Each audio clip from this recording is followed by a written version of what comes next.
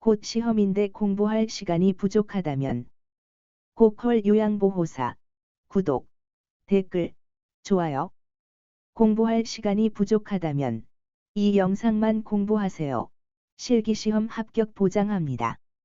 1번. 대상자 중심의 요양보호 원칙으로 옳지 않은 것은 무엇일까요? 1. 수면을 방해하지 않는다. 2. 무엇이든 강제로 하지 않는다. 3. 억제대를 사용하지 않도록 한다. 4. 대상자의 겨드랑이를 잡아 올려 이동한다. 5. 대상자에 따라 개별화된 서비스를 제공한다.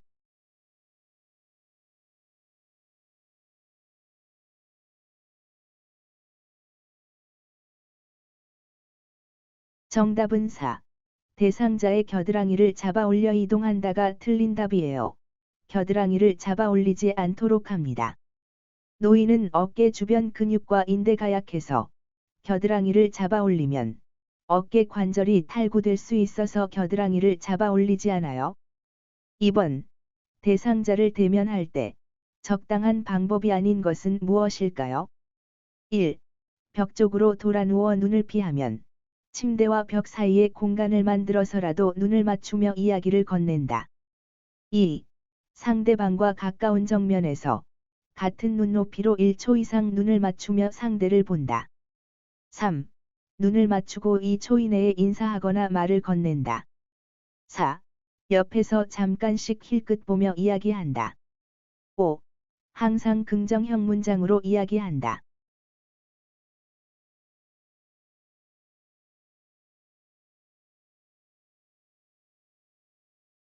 정답은 4. 옆에서 잠깐씩 힐끗 보며 이야기한다가 틀린 답이에요. 힐끗거리며 보는 방법은 옳지 않습니다. 대상자를 대면할 때 멀리 서거나 위에서 내려다보는 것은 옳지 않은 방법이고요. 정면이 아닌 옆에서 짧게 힐끗 보는 것도 옳지 않은 방법이에요. 3번. 대상자와 대화할 때 적절한 방법은 무엇일까요? 1. 긍정형과 부정형을 섞어서 대화한다. 2. 대상자가 졸고 있거나 잠에서 덜 깨었을 때는 잠에서 깰 때까지 그대로 둔다. 3.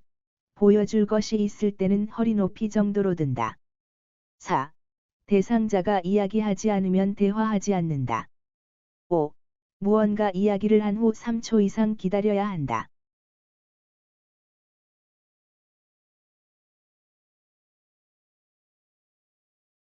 정답은 5.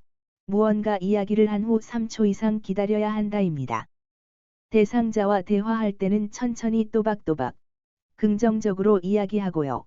대상자가 이야기하지 않더라도 지속적으로 이야기하도록 해요. 아무 말 없는 대상자에게도 말을 건네도록 해요. 졸거나 잠에서 덜 깼을 때는 침대판을 두드려서 깨우고 대답이 없으면 3초 정도 기다렸다가 침대판을 두드려서 깨운 뒤 말을 시작하도록 해요. 무언가 이야기한 후 3초 이상 기다려줘야 합니다. 긍정적 지속적으로 대화, 눈높이로 들고 보여줌, 3초 기다림, 외울 때는 긍정 눈높이 3초 기다림, 긍정 눈높이 3초 기다림, 긍정 눈높이 3초 기다림. 4번. 대상자를 만지는 방법으로 옳은 것은 몇 번일까요? 1. 요양보호사의 손바닥 전체가 아닌 손끝으로 대상자를 잡는다. 2. 대상자의 피부와 닿을 때는 가능한 좁은 면적이 닿게 만진다. 3. 대상자의 인지 자극을 위해서는 등이나 다리를 만지는 것이 효과적이다. 4. 팔을 만질 때는 붙잡지 않고 천천히 밑에서부터 받쳐 살짝 힘을 주는 것이 좋다. 5. 대상자를 잡을 때는 급격하게 잡는 것이 효과적이다.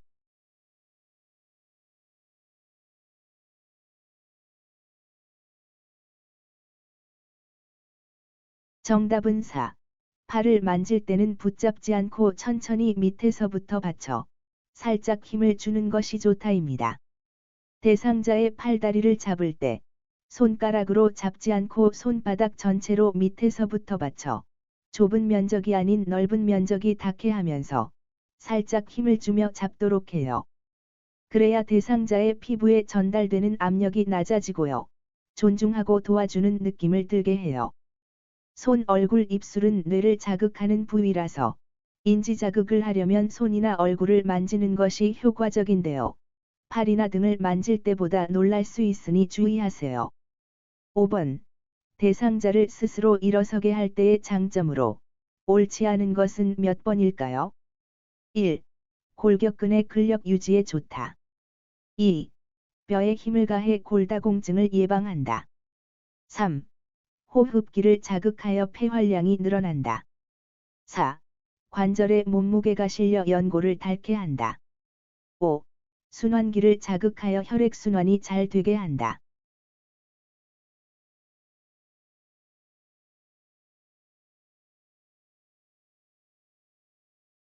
정답은 4. 관절에 몸무게가 실려 연골을 닳게 한다가 틀린 답이에요. 대상자 스스로 일어서기를 하면 뼈와 관절에 힘을 가해 골다공증이 예방됩니다. 어떤 노인은 3일만 누워 있어도 잘 못 걷고요. 어떤 노인은 3주 정도 누워 있으면 잘 못 걷게 돼요. 그래서 하루 20분 정도는 서거나 걷도록 돕고요. 단 2, 3분만 서 있을 수 있는 노인이라면 세수할 때만이라도 서 있게 돕도록 해요. 요양보호사의 손이 닿을 수 있는 만큼만 떨어져서 부축하지 말고 대상자 혼자 서서 움직일 수 있게 돕는 것이 좋고요. 기분 좋은 이야기를 하면서 격려하도록 해요. 걸을 수 있는 대상자를 낙상 예방을 한다는 이유로 휠체어에 태우는 것은 올바른 방법이 아닙니다. 6번. 아주 잘게 썰어도 삼키는 게 힘든 대상자에게 적합한 시기로 옳은 것은 무엇일까요? 1. 일반식. 2. 잘게 썬 음식. 3. 갈아서 만든 음식. 4. 경구유동식. 5. 경관유동식.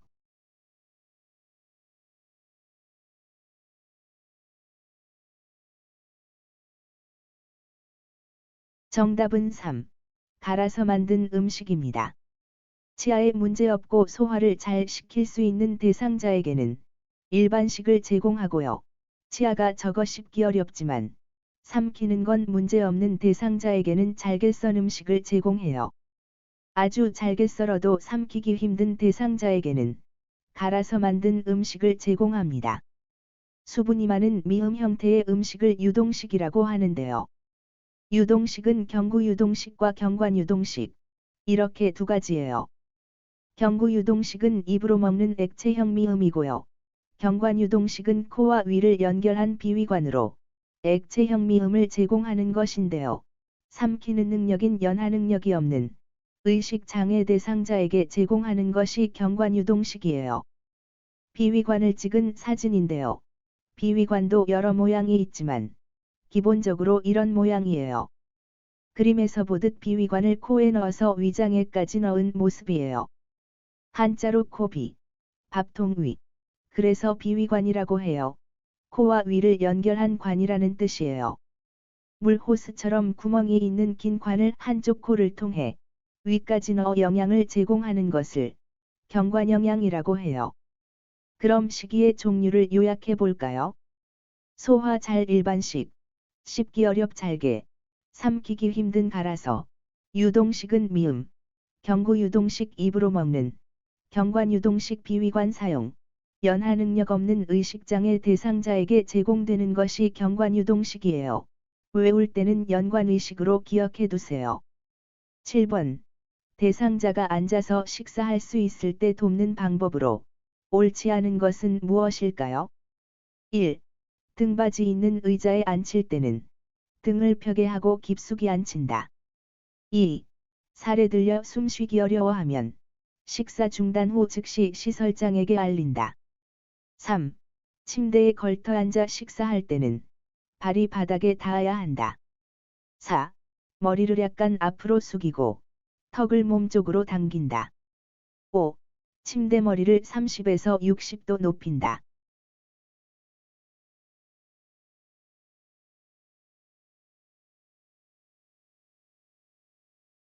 정답은 5.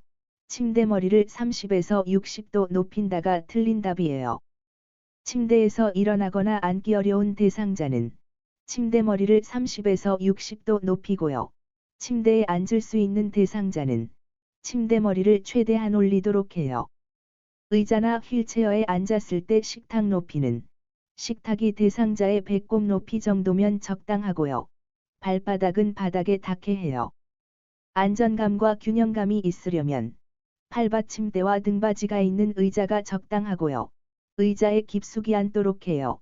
식탁에 팔꿈치를 올릴 수 있는 정도로 의자를 충분히 당겨 앉히면 식탁에 팔을 올렸을 때 편안한 자세가 됩니다. 배꼽 식탁 깁딱딱 꿈치 올 식탁. 이런 식으로 내용을 떠올리면 몇 초 만에 내용을 기억해낼 수 있어요. 배꼽 식탁 깁딱딱 꿈치 올 식탁. 배꼽 식탁 깁딱딱 꿈치 올 식탁. 어느 정도 균형 있게 앉을 수 있는 대상자는 침대에 걸터 앉아 식사를 하는데요. 넘어지지 않게 왼쪽이나 오른쪽 또는 앞뒤에 쿠션으로 받쳐주고요. 발바닥이 완전히 바닥에 닿게 해야 돼요. 만일 발이 안 닿으면 발받침대로 받쳐주도록 해요. 침걸터한 쿠션 딱딱 발받침대. 이렇게 내용을 기억해 보세요. 침걸터한 쿠션 딱딱 발받침대. 침걸터한 쿠션 딱딱 발받침대. 침대에서 일어나지 못하고 침대에 앉지 못하면 침대 머리를 30에서 60도 높이고요. 머리를 앞으로 약간 숙이고 턱을 몸쪽으로 약간 당기면 음식을 삼키기 쉬워요. 침대에 앉을 수 있으면 침대 머리를 최대한 올리고요. 안못 침대 머리 30-60 숙이턱 당기. 이렇게 기억해 보세요. 안못 침대 머리 30-60 숙이턱 당기. 안못 침대 머리 30-60 숙이턱 당기. 편마비 대상자가 식사할 때는 건강 한쪽을 밑으로 눕히는데요. 약간 옆으로 눕혀요. 마비 쪽을 베개나 쿠션으로 지지해주고요. 그래서 외울 때는 건민옆 지지마 베개편. 이렇게 기억하면 쉬워요. 건민옆 지지마 베개편. 건민옆 지지마 베개편. 이 내용들을 기억해 볼까요? 배꼽 식탁 깁딱딱 꿈치 올 식탁. 침걸터한 쿠션 딱딱 발받침대. 안못 침대 머리 30-60 숙이턱 당기. 건민옆 지지마 베개편. 그럼 제일 중요한 것만 외워보도록 해요. 배꼽 식탁. 30-60 숙이턱 당기. 건민옆 지지마 베개편. 배꼽 식탁. 30-60 숙이턱 당기. 건민옆 지지마 베개편. 배꼽 식탁. 30-60 30-60 숙이턱 당기. 건민옆 지지마 베개편. 8번. 식사를 돕는 기본 원칙으로 옳은 것은 무엇일까요? 1. 물로 먼저 목을 축이지 않는다. 2. 음식을 먹고 있으면 질문하지 않는다. 3. 식사 전에는 가능한 몸을 많이 움직이지 않도록 한다. 4. 상체를 약간 뒤로 젖히고 식사하게 한다. 5. 살에 들리면 신맛이 강한 음식을 제공한다.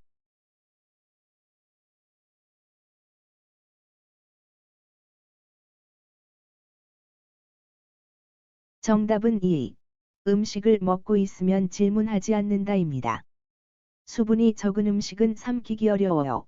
그래서 국물, 차 등으로 먼저 목을 축이고 음식을 먹게 하면 삼키기가 쉬워요.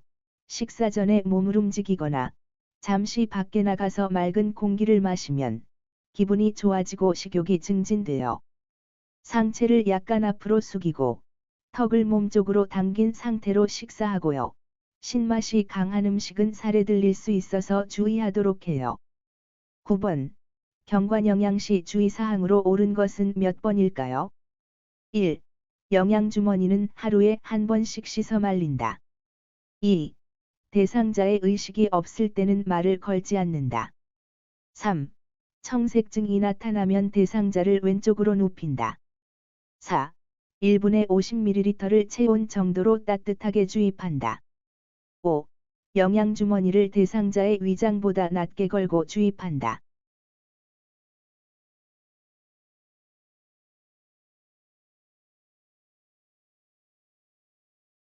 정답은 4.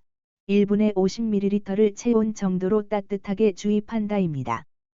영양주머니는 사용할 때마다 깨끗이 씻어서 말린 후 사용해요. 의식이 없는 대상자에게도 식사 시작과 끝을 알리도록 해요. 의식이 없어도 청각 기능이 남아있어 들을 수 있기 때문이에요. 비위관이 빠졌거나 새거나 영양액이 역류하거나 토하거나 청색증이 나타나면 비위관을 잠그고 바로 시설장에게 보고해요. 영양액을 위장보다 높은 위치에 걸도록 하고요. 일어나지 못하는 대상자는 오른쪽으로 눕힌 상태로 영양액을 주입하도록 해요. 너무 진한 농도나 너무 빠른 주입은 설사 나탈수를 유발하니 주의해요. 경관영양을 주입한 후 상체를 높이고 30분 정도 앉아있게 하는 것이 적절합니다. 요약해 볼까요? 비위관을 밀어넣거나 빼는 것은 의료행위라 요양보호사가 하면 안 돼요. 요양보호사는 비위관을 잠그는 것은 가능해요. 비위관을 잠그고 보고해요. 위장보다 높게 걸고 못 일어나면 오른쪽으로 눕히고 주입 후 30분 앉아있게 해요. 10번. 경구약 투약 방법으로 옳지 않은 것은 몇 번일까요? 1. 병뚜껑 안쪽이 위를 향하도록 테이블에 놓는다. 2. 금식인 경우라도 혈압약은 반드시 투약한다. 3. 약의 용량이 적을 때는 계량컵을 이용한다. 4. 손으로 만진 알약은 약병에 넣지 않는다. 5. 라벨의 반대쪽 방향으로 용액을 따른다.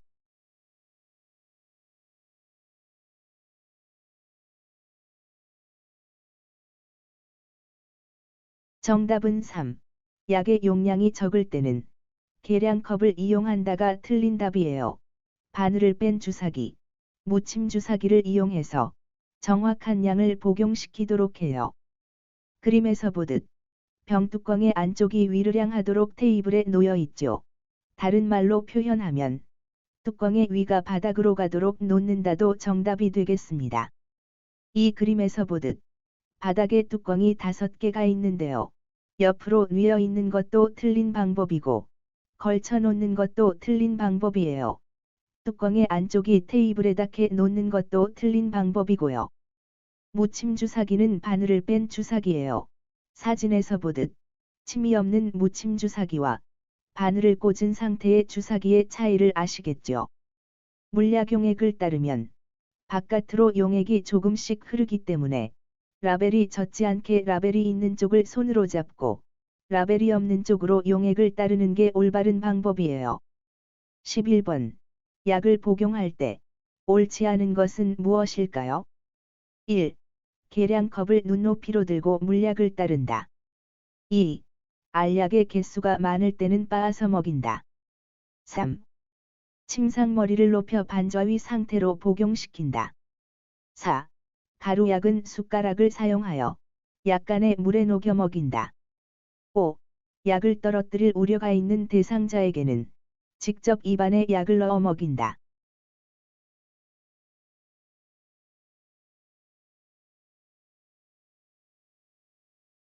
정답은 2. 알약의 개수가 많을 때는 빻아서 먹인다가 틀린 답이에요. 알약의 개수가 많아서 한 번에 먹이기 어려우면 두세 번에 나누어 투약하도록 해요. 12번. 안약 투여 위치로 옳은 것은 몇 번일까요? 1번. 가. 2번. 나. 3번. 다. 4번. 라. 5번. 마.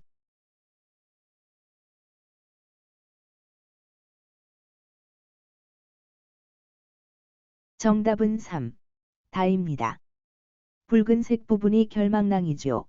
아랫 눈꺼풀을 아래로 부드럽게 당긴 다음 가운데나 가운데서 외측, 그러니까 눈꼬리 방향이 외측이 되겠죠. 가운데 또는 가운데보다 약간 외측에 안약을 투여해요. 그림에서 보듯 두 눈의 하안 검 가운데 또는 가운데에서 외측으로 1, 2cm 높이에서 안약을 투여해요. 멸균 솜에 멸균수를 적셔서 눈 안쪽에서 바깥쪽으로 닦아요. 천장을 보게 하고 안약 투여 후 비루관을 잠시 가볍게 눌러 안약이 코 안으로 흐르는 것을 방지해요. 그림에서 보듯 눈동자 가운데에 안약을 넣는 것은 틀린 방법인데요. 이렇게 각막에 안약을 직접 넣으면 주입구가 눈에 닿아서 안약이 오염되거나 각막을 다치게 할 수도 있어서 안약은 결막에 넣어요. 안연고를 올바로 짜 넣는 그림인데요. 하안 검을 아래로 잡아당긴 상태에서 아래 결막낭 위에 안연고 튜브를 놓고 안쪽에서 바깥쪽으로 2cm 정도 쭉 짜넣으면 돼요. 처음 나오는 안연고는 거즈로 닦아버려요. 안쪽에서 바깥쪽으로 연고를 짜 넣은 다음 눈을 감고 안구를 움직이게 해요. 멸균 솜에 멸균수를 적셔서 연고 튜브를 닫고 눈꺼풀 밖으로 나온 연고도 닦아요. 그러니까 안약 안연고 모두 안쪽에서 바깥쪽으로, 비루관은 안약, 안연고는 안구 움직임. 이렇게 기억해 두세요. 안쪽에서 밖쪽으로, 비루관 안약, 안연고는 안구 움직임. 외울 때는 안박 비약 고구마, 안박 비약 고구마, 안박 비약 고구마입니다. 13번. 귀약 투여 방법으로 옳지 않은 것은 몇 번일까요? 1. 약병을 잠깐 온수에 담근다. 2. 귓바퀴를 잡아당기지 않는다. 3. 손으로 약병을 따뜻하게 한다. 4. 귀약 투여 후 약 5분 정도 누워있게 한다. 5. 측면을 따라 정확한 방울수에 약물을 투여한다.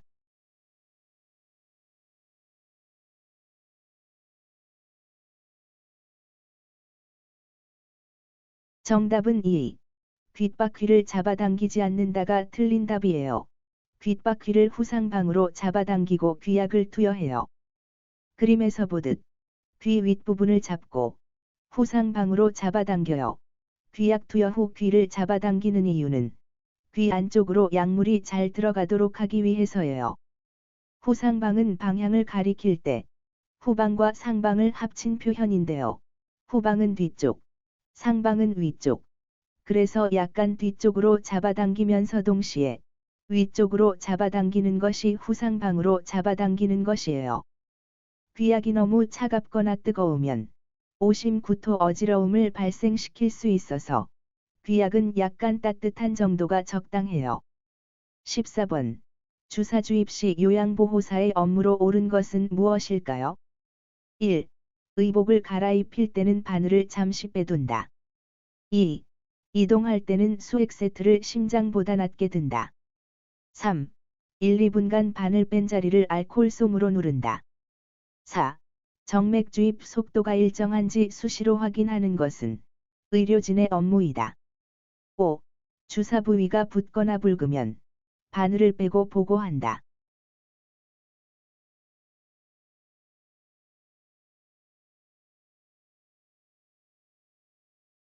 정답은 3. 1, 2분간 바늘 뺀 자리를 알코올솜으로 누른다입니다. 의복을 갈아입히거나 이동할 때는 수액 세트가 당겨지지 않도록 주의해요. 주사 바늘이 빠지면 안 되니까요.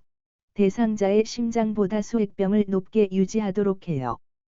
의료와 관련된 요양보호사의 업무는 관찰하는 업무와 보고하는 업무가 많아요. 요양보호사는 의료 행위를 하지 않도록 해요. 링거액이 일정하게 잘 주입되고 있는지 수시로 살펴보며 확인하는 것은 요양보호사의 업무예요. 간호사가 바늘을 뺀 후에는 요양보호사가 1, 2분간 알코올솜으로 바늘을 뺀 자리를 지그시 눌러줘요. 절대 비비면 안 돼요. 피멍이 들거든요. 15번. 약 보관 방법으로 옳은 것은 몇 번일까요? 1. 알약은 욕실에 보관한다. 2. 치매 대상자의 약은 약상자에 넣어 잠가둔다. 3. 시럽을 많이 따랐을 때는 곧바로 시럽병에 따라 넣는다. 4. 귀약은 햇빛이 비치는 곳에 두어 습기를 방지한다. 5. 안약은 사용 후 그대로 뚜껑을 잘 닫아 그늘에 둔다.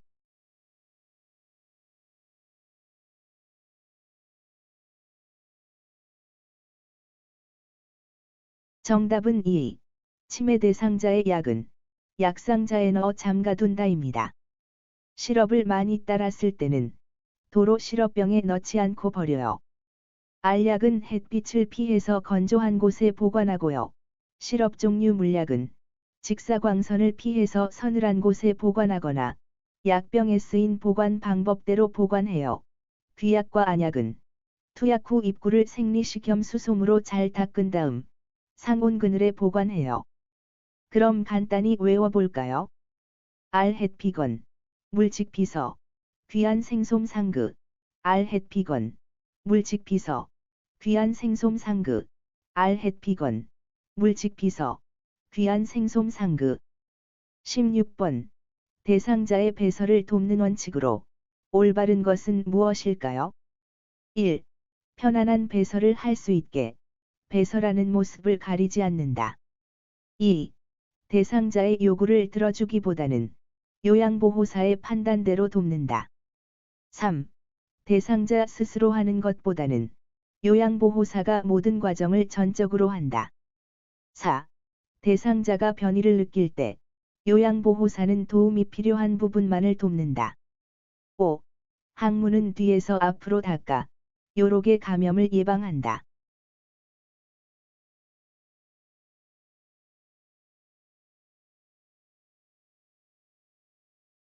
정답은 4.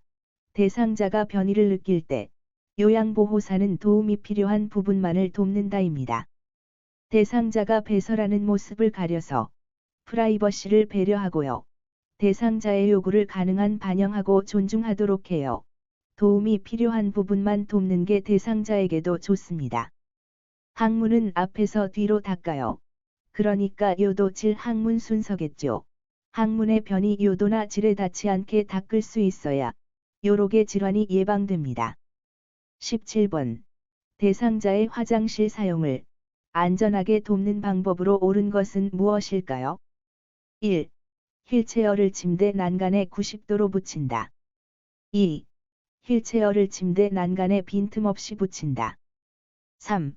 침대에서 휠체어로 옮길 때는 휠체어의 잠금 장치를 풀어둔다. 4. 대상자를 침대에서 일으켜 곧바로 휠체어에 앉힌다. 5. 오른쪽 편마비 대상자의 경우 오른쪽에 휠체어를 둔다.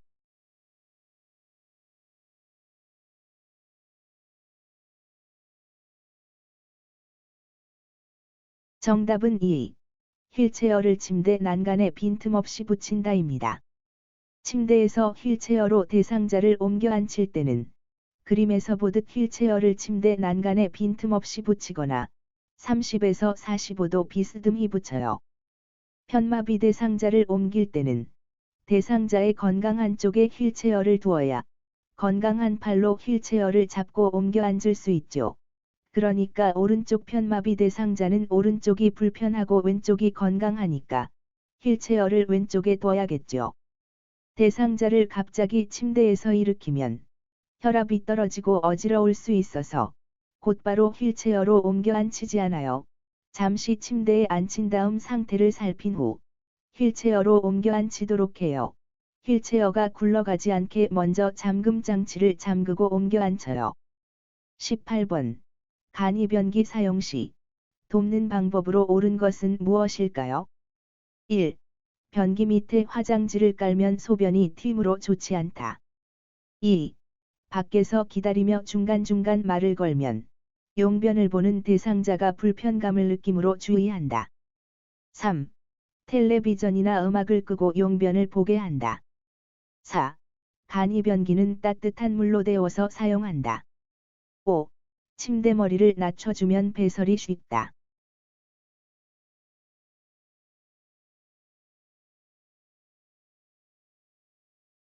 정답은 4. 간이변기는 따뜻한 물로 데워서 사용한다입니다. 간이변기는 화장실까지 가지 못하거나 침대에서 내려올 수 없는 대상자가 침상에서 편안하게 배설할 수 있도록 돕는 방법이에요. 차가운 변기는 피부를 수축시켜 변이가 감소되므로 변기를 따뜻한 물로 데워서 사용해요. 배설 소리를 줄이려면 변기 밑에 화장지를 깔고 텔레비전이나 음악을 켜요. 여성 대상자의 회음부 앞부분에 화장지를 대어주면 소변이 뛰지 않고 소리도 줄어요. 대상자가 원하면 대상자 옆에 호출배를 두고 밖에서 기다리면서 중간중간 말을 걸어서 상태를 살피는 게 좋습니다. 침대머리를 올려주면 배에 힘을 주기 쉬운 자세가 되므로 좋고요. 소변이 탁하거나 거품이 많거나 색이 진하거나 냄새가 심하거나 푸른 빛의 소변이나 피가 섞인 소변대변이거나 너무 묽거나 점액질이 섞인 대변 상태일 때는 시설장이나 간호사에게 배설물 상태를 보고하도록 해요. 19번. 이동변기 사용 시 옳지 않은 것은 무엇일까요? 1. 미지근한 물을 요도나 항문에 끼얹어 배설을 돕는다. 2. 침대 높이보다 이동변기 높이가 낮아야 편안하다. 3. 변기 밑에 미끄럼 방지 매트를 깔아 흔들리지 않게 한다. 4. 변기는 사용하고 나서 바로바로 깨끗이 씻는다. 5. 배설 중에는 하반신을 수건 등으로 덮는다.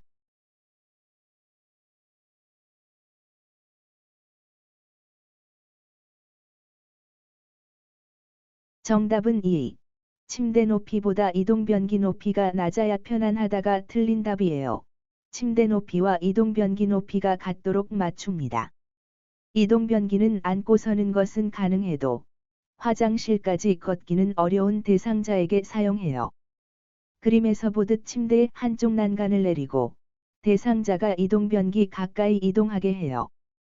편마비 대상자를 이동변기로 옮겨 앉힐 때는 그림에서 보듯 이동변기를 30에서 45도 비스듬히 붙이거나 침대 난간에 빈틈없이 붙이는데요. 편마비 대상자의 건강한 쪽에 이동변기를 두어야 대상자가 건강한 쪽으로 이동변기를 잡을 수 있어요.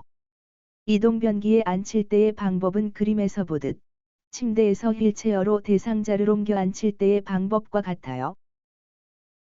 침대에서 못 내려오면 침대에서 간단히 간이변기, 걷기 어려워 이동 어려우면 이동변기, 이렇게 기억해 두세요. 20번. 기저귀 사용 원칙으로 옳지 않은 것은 몇 번일까요? 1. 몇 번 실금하면 바로 기저귀를 사용한다. 2. 대소변을 전혀 가리지 못하면 사용한다. 3. 배설욕구를 느끼지 못하면 사용한다. 4. 치매로 실금이 빈번하면 사용한다. 5. 장기적으로 기저귀를 사용하는 경우는 욕창 예방 조치를 한다.